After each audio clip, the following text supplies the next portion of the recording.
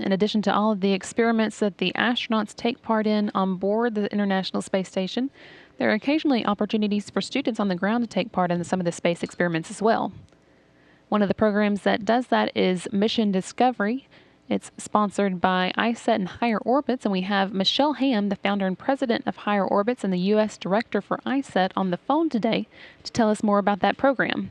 Thanks for joining us, Michelle. Hi, Brandy. Thanks for having me. Good morning. Thanks. We really appreciate it. Why don't we start by having you tell us a little bit more about what Mission Discovery is and what the organizations that sponsor it are?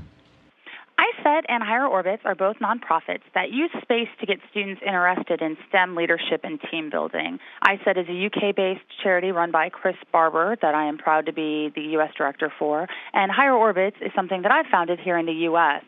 Mission Discovery is a 5-day program for high school and university students where we use space to get students interested in STEM. Frankly, I think if we can't get someone excited about science using space, we're doing something wrong. It's a 5-day program where they work in teams, and the culmination of the week is that they have to design an experiment where the experiment can fly to space station, and the winning team's experiment actually does fly to space station. And I think y'all recently had some of the first experiments from that program fly. Is that right? That's correct. We are so excited to say that our first experiments have flown to space station on Orb-1 in January. King's College London students, well, they're from London. Our Mission Discovery was held at King's College. We have 12 students who participated in 2 experiments, one to test the effectiveness of antibiotics in space, and the other to determine whether slime mold will grow 3-dimensionally through air and microgravity. Both of those experiments launched on Orb-1, and we've gotten some data back that the students are very excited to start analyzing. So how do you gather that data? We were very lucky that Koichi was kind enough to take a whole lot of pictures for us. And so instead of the experiments being manifested back down, they did come back with Orb-1 back through the atmosphere, and we have a lot of pictures to go through and analyze. And have the students begun, you said you've gotten some of the data back, but have the students been able to go through it yet? Have you seen their reactions? So I have not seen the reactions as far as the data goes because our students are not all from the same school necessarily, and so we haven't been able to gather them all together yet.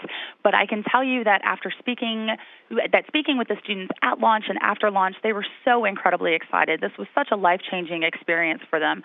I mean, I don't know about you, Brandy, but if I could have my experiment flown into space when I was 16, 17, 18 years old, I'm pretty sure that would have been a game changer for me. Yeah, that's a big deal for students. So how did they go about designing their experiments? How did they get started? Well, we give them very specific parameters, size, weight, power draw, but then we leave it open to them to come up with their own ideas. Our King's College experiments did have a biomed focus because King's College has a very, very prominent aerospace med program, and so they wanted to take that slant. But with our other mission discoveries, we leave it wide open. Engineering, crystals, biology. And so the students, this all comes out of their heads, and I am continually amazed at the ideas that these students come up with. Honestly, there are things that myself and the astronauts who are part of Mission Discovery for the entire week, there are a lot of times where we will look at one another and say, wow, would you have thought of that when you were 16, 17 years old? And a lot of times the answer is no, we probably wouldn't have. That's great. So what do the students do with the results? Where does it go from there?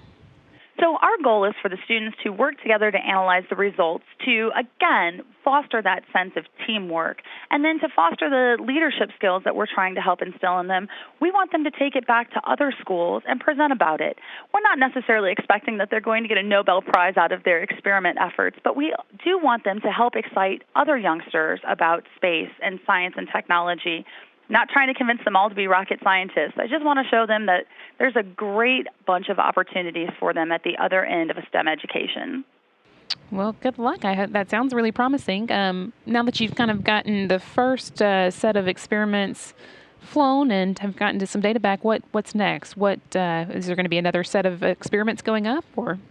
Well, what's next is very exciting for us. We will have more experiments launching on Orb-3 in the fall, and this summer we will run at least 5 different mission discoveries, including mission discoveries at Embry-Riddle Aeronautical in Daytona Beach, Valparaiso University in Indiana, St. John's College in Annapolis, one in Renfrewshire, Scotland, and another at King's College in London. And we have a couple others that we're working on to bring to different areas, including potentially one in Houston. So we're very excited about the number of students' lives that we're going to be able to touch this year. That's great. If students were interested in getting involved in it, what should they do?